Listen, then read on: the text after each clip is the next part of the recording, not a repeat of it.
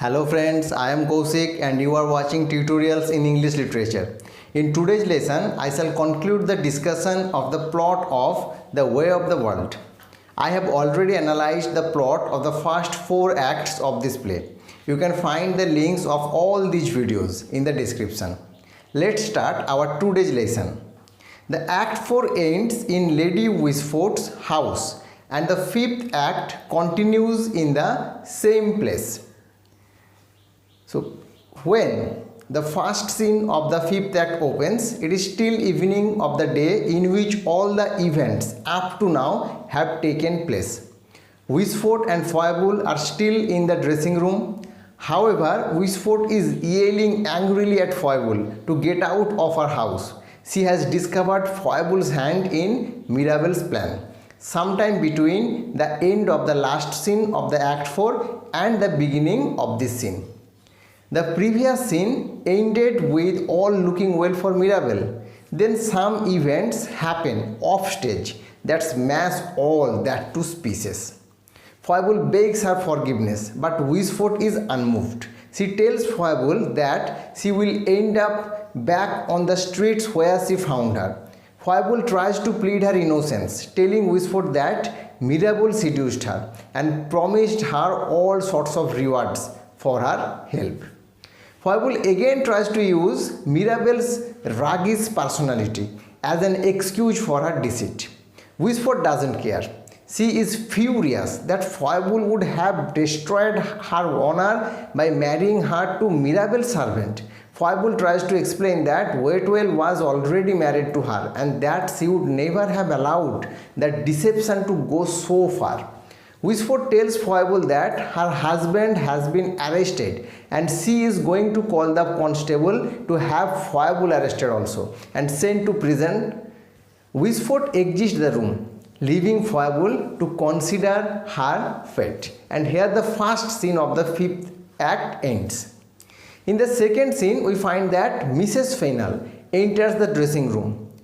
She finds Foible distressed. She tries to comfort her and find out what has happened. Foible tells her that she and her husband are doomed to be sent to prison. Mrs. Fennel informs her that Mirabel has gone to post bond for Waitwell's release. She recognizes Marut and Fennel's hand in the turn of events. Foible tells Mrs. Fennel how Marut got the information by hiding in the closet and sent an anonymous letter. She also explains how Fennel and Waitwell arrested while he went to get the deeds and engagement document, and Marut approached Wishfort and told her everything. So Foible and Waitwell suffers a harsh reversal of fortune. From being happily married in the morning, now they face the possibility of spending years apart in prison. The one good thing is that Mirabel does not desert his supporters and provides them different types of financial help, one that secures their freedom from jail at least.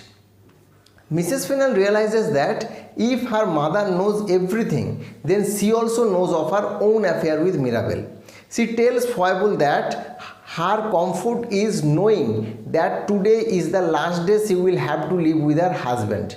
Foible wants to give Mrs. Fennel more comfort and so informs her of her husband's affair with Marut, which she knew nothing about. Mrs. Fennel is excited and asks Foible if she can prove that they are having an affair. Mrs. Fennel, though her reputation is in jeopardy, is excited by the prospect that she can finally come clean about her bad marriage and perhaps leave Mr. Fennel. Foible says that she can prove it. She tells her that Mincing also knows about the affair too, but that they were bound to secrecy by Marut, who made them swear not to tell. However, Foible says that she has no fears about breaking the oath because they made the oath by swearing on a book of poetry, not Bible. Foible easily finds a loophole in Marut's pact, not only because she is clever but also because her loyalties lie with Mirabel and not with Fennel. As Mincing's loyalty lies with Millamant getting her to reveal what she knows won't be hard for Foible to do. So here the second scene ends. At the beginning of the third scene of the fifth act, we find that Mincing arrives in the dressing room with news. Waitwell has been released from the prison while Wishford is terribly upset over something that Fainall has told her. So these two are very vital information. He is shouting, that means Fainall is shouting at a crying Wishford that he will have her fortune or get divorced. Mincing continues that Mirabell and Millamant have sent her to find Wilful. She believes that Millamant will indeed marry Wilful in order not to lose her dowry. It now appears that Mirabell's plot has completely fallen apart. Fainall has gone through with his threat to snatch Wishford's fortune by revealing Mrs. Fainall's former relationship with Mirabell.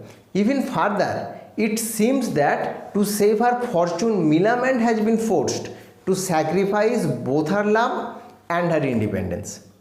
Mrs. Fainall orders Foible to tell Mincing that she must reveal what she knows about Marwood's affair with Fainall when called on. Mincing promises to help no matter what happens to her. Mrs. Fainall takes matters into her own hands and begins to organize a counter scheme for Mirabell's benefit and her own as well. And here we find that this scene ends. In the next scene of fifth act, we find that Wishford praises Marwood, her main enemy, main deceptive, as a true and good friend for all her help in the revealing Mirabell's falsehood and the impostor Sir Roland. She also thanks her for taking the lead role in the negotiating with Fainall about his demands. She then tells Marwood that at the end of all this nasty business, they should both retire to the countryside and be celibate Sephardists. So Wishford, deceived before by Mirabell's plot, now is deceived by Marwood and Fainall's plot. Once again, the audience enjoys the dramatic irony.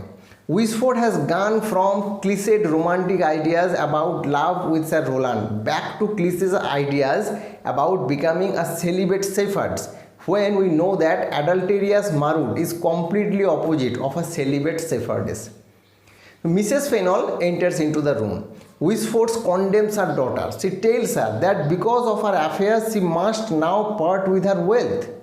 Mrs. Fainall tells her mother that Marwood is lying to her and she is innocent. Wishford doesn't believe her daughter, while Marwood tries to disentangle herself from the situation and excuse herself from the room by pretending to be upset by Mrs. Fainall's accusations. Now, Wishford apologizes to Marwood and scolds her daughter for her ungratefulness. Mrs. Fainall, however, sticks to her story. She even defiantly offers to stand trial to prove her innocence. She exits the room. Marwood's pretended anger at Mrs. Fainall's accusation makes Wishford think that her daughter is even worse than she thought. And here the fourth scene ends.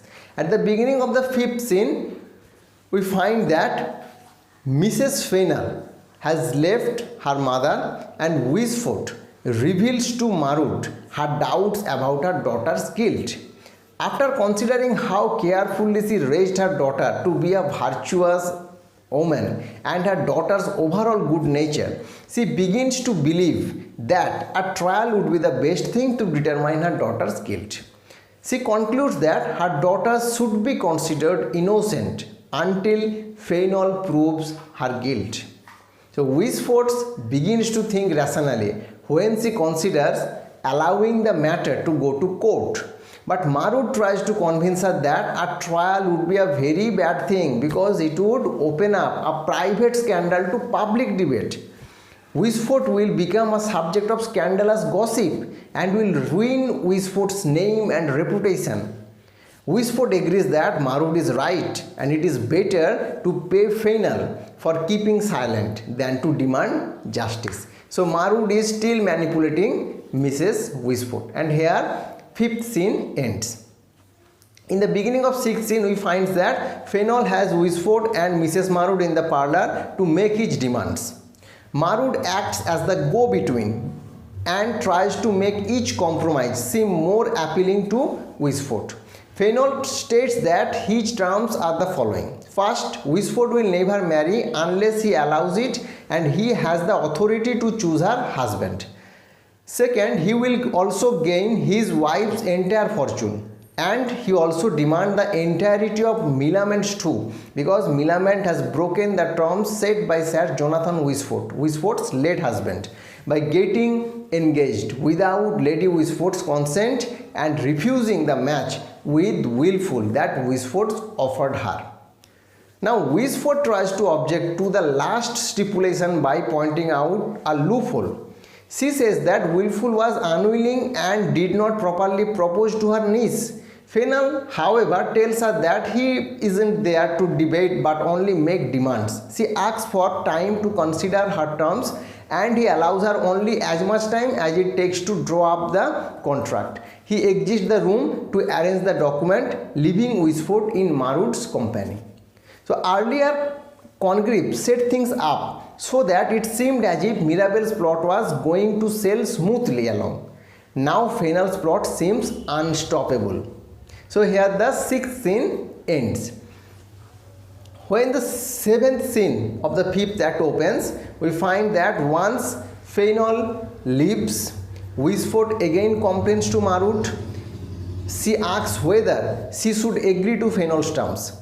Marwood insists that it is the same that Wishfort must pay for her daughter's sins, but there is really no other option. Wishfort continues to be tricked by the deceitful Marwood. Wishfort complains that marrying Fainall was her daughter's idea.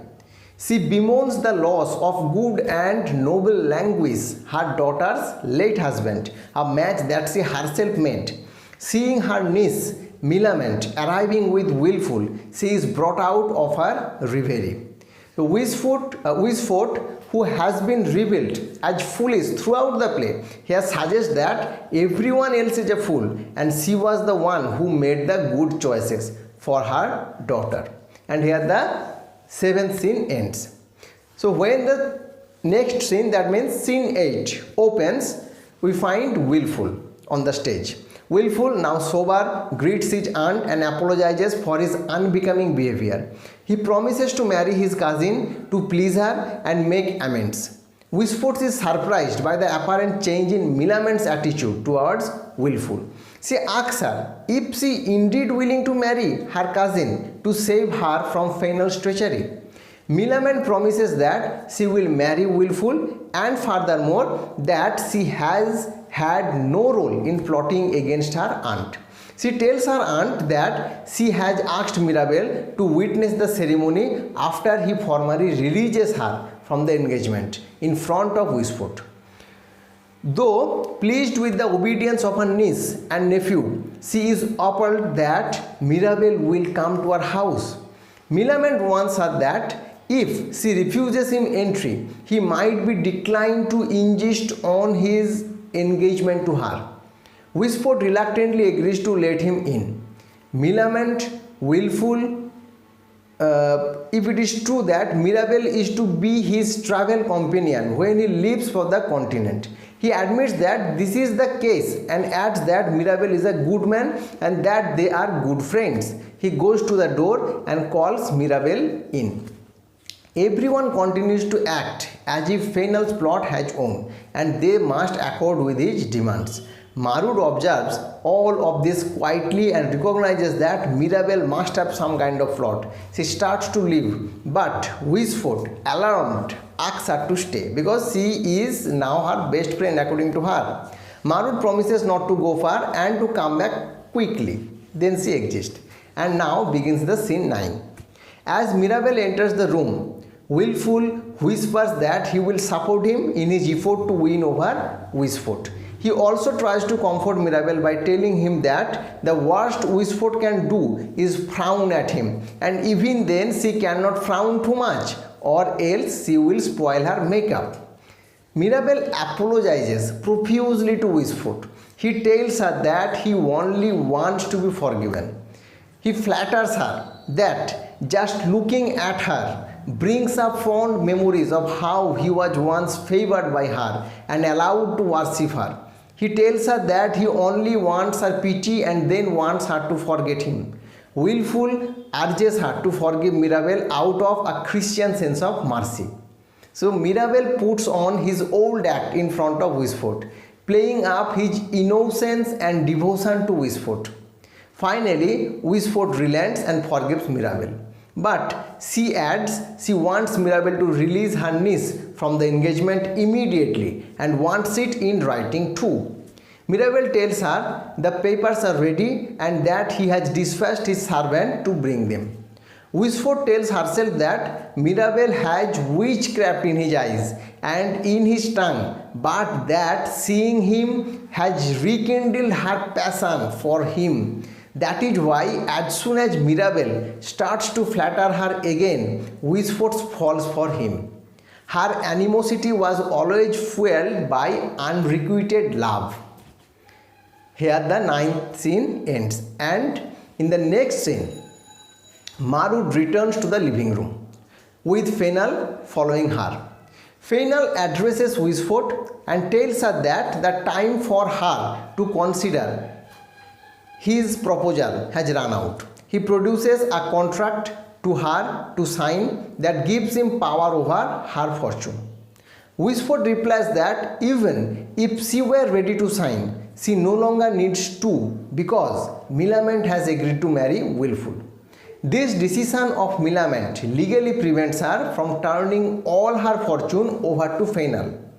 At first, Fennel doesn't believe this, but Millamant assures him that she is prepared to marry Willful. But Mirabel confirms that he has broken off the engagement. Thus, there is nothing in the way of marriage. Fennel's plan isn't exactly bulletproof. He did not foresee the possibility that Millamant would actually agree to marry Willful. Willful also speaks out against Fennel. He threats Fennel to use his sword to slice through Fennel's contract if he does not revoke his demand. Wishfort and Millamant both tell Willful to calm down.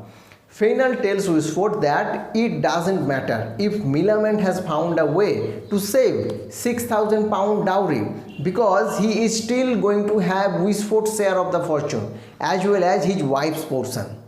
Otherwise, he threatens that he will turn his wife out and tell her the town about her affair with Mirabel. Here we notice the contrast between a country fellow and a city-bred so-called gentleman, the Willful and Mr. Fennel. Willful reveals his confidence through deeds of strength and bravery. Fennel again reveals his willingness to shame a woman in exchange for gaining her fortune. Wishfort wails for a way to prevent Fennel from ruining her. Mirabel has been waiting for this moment.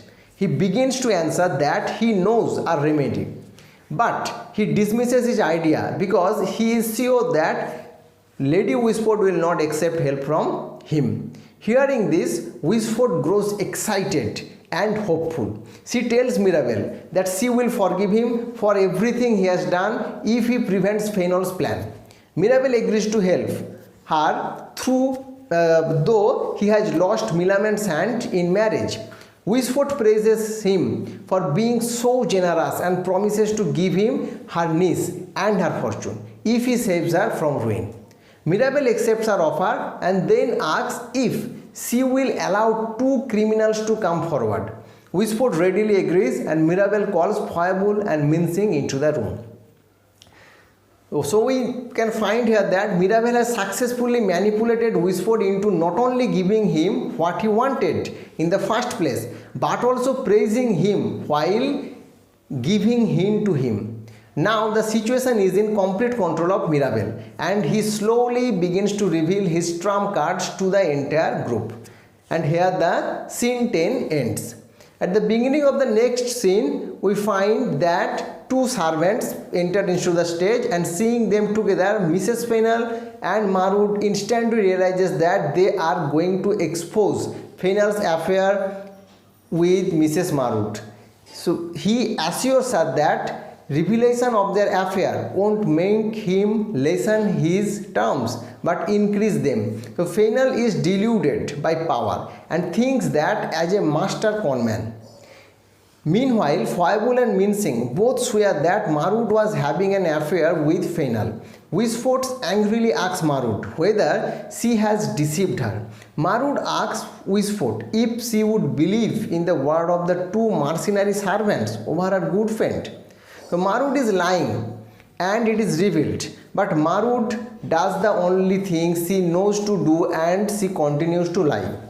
Mincing is upset to be called a mercenary and tells that she actually saw Fainal and Marud together.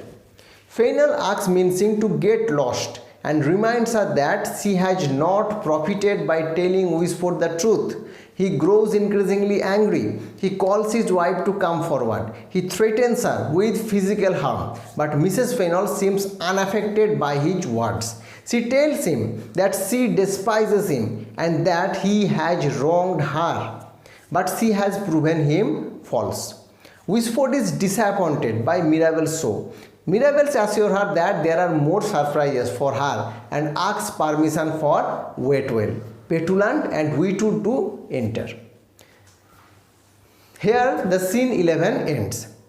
In the next scene, when Waitwell enters the room carrying a box of papers, Wishfort asks him what he wants. Waitwell tells her that he has brought the papers at last. It is an ironic reference to when he was pretending to be Sir Roland and went off to get his papers to give to Wishfort as a sign of his love. As Mirabel accepts the box, he tells Wishfort to remember her promise. Then he asks for Petulant and Wheatwood. Fainal expresses his annoyance at Mirabel's slow and suspenseful manner of revealing his plan. Here the scene 12 ends.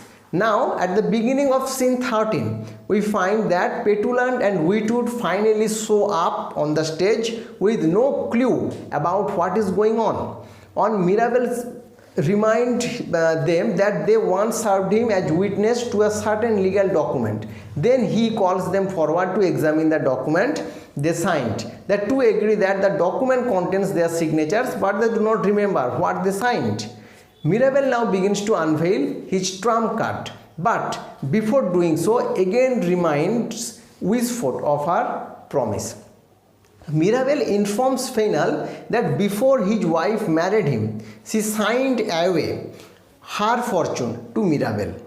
Mirabel continues to explain that he warned Mrs. Fainal of Fainal's bad temper and reputation. However, she was fond of Fainal and gave him the benefit of doubt, but she accepted Mirabel's advice and took precautions against her future husband. This is written in the binding legal document Mirabel holds. Though Mirabel didn't want to commit to Mrs. Fainal and marry her, he did feel a sense of obligation toward her as a good friend. All this behavior toward her once the affair is over is guided by his sense of duty rather than love. At first, Fainal thinks that Mirabel is bluffing, but then he begins to read the document and realizes that he has been outwitted and his case against Wishfort and her daughter is no longer valid. Mirabel continues that Arabella's, that means Mrs. Fainal's, precautions are the way of the world with the widows of the world. Enraged, Fainal charges at Mrs. Fainal and screams that he will get revenge. However, Willful steps in between them and blocks Fainal. Willful's manly bravado finally becomes useful when Fainal tries to attack his wife. Marud also swears that she will spend the rest of her life trying to take revenge. Fainal and Marud depart. So the once foolish Willful is maturing, and his progress makes the decline of Marud and Fainal seem even more pronounced. Meanwhile, Fainal and Marud are now lost to a desire for revenge. They are doomed to loveless and trustless lives. And here the scene 13 ends. In the next scene, the scene 14 of fifth act, we find that once the two villains leave, Wishford turns to her daughter and praises her prudence. Arabella gives all the credit to Mirabel, her cautious friend. Wishford then turns to thank Mirabel for his help and tells him that she will keep her promise. First, she pardons Sir Roland and Foible, but she tells Mirabel that it will be awkward to break the news to her nephew Wilful that he will not be marrying Millamant.